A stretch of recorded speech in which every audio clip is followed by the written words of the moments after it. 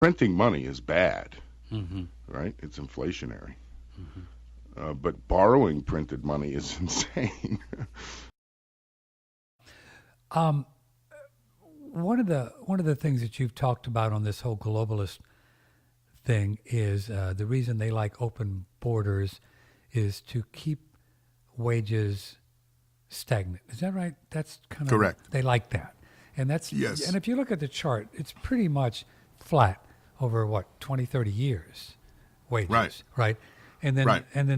of course real inflation Is much higher. is much Yes. higher. So It's it might not outstripping look wages. terrible on a thing. Said, well, we haven't gone up much margin, but it's we're about the same we were 30 years ago.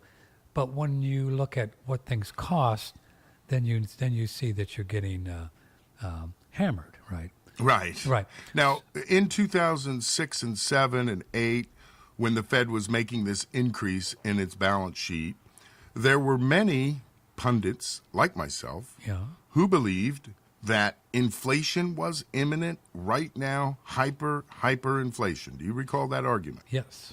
And they pointed to this increase in the money supply. But a basic understanding of economics will tell you that inflation is much more than just an increase in the money supply. There are three components that make up inflation, so get out your pen.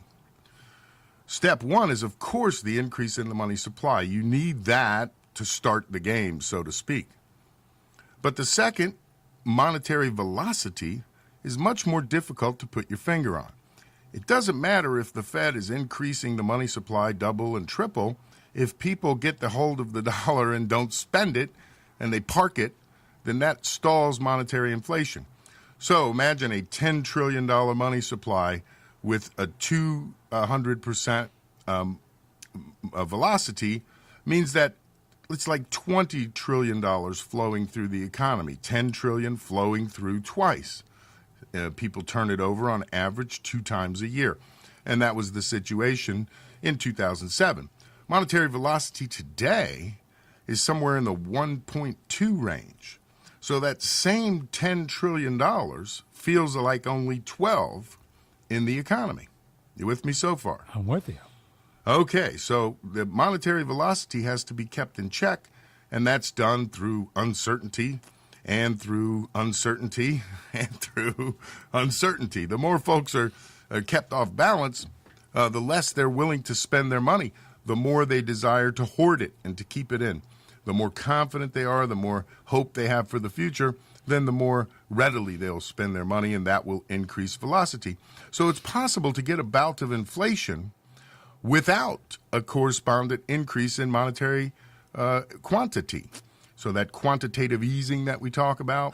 So again, there's $10 trillion in circulation, and monetary velocity's been at 1.2. And now if you can increase monetary velocity to 2, that's like adding $8 trillion to your economy, because it went from 12 trillion flowing through to now 20. The same is true for resource slack, the third component of inflation.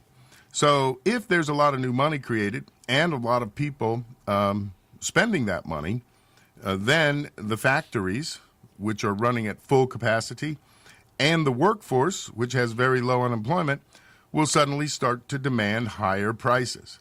And so again, that's the third component, resource slack.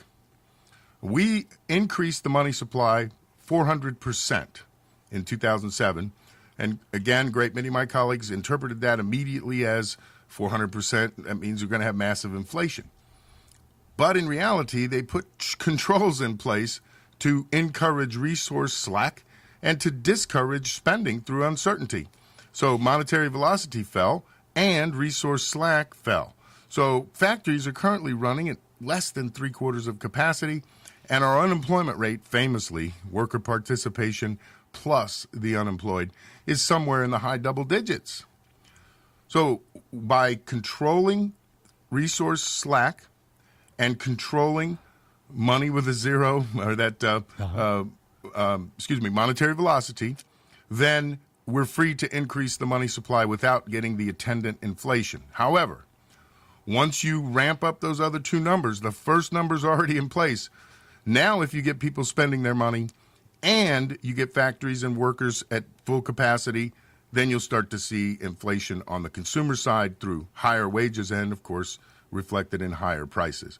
So we've already done the first part. Now we're going to do the second and the third part. The elements that I thought were being purposely kept at this level so as to control the inflation. That's my thesis, and I'm sticking to it. You're sticking to it. Well thought out, and I'm glad you talked to us too, like we're golden retrievers, because it helps when you do that so we can understand what you're talking about.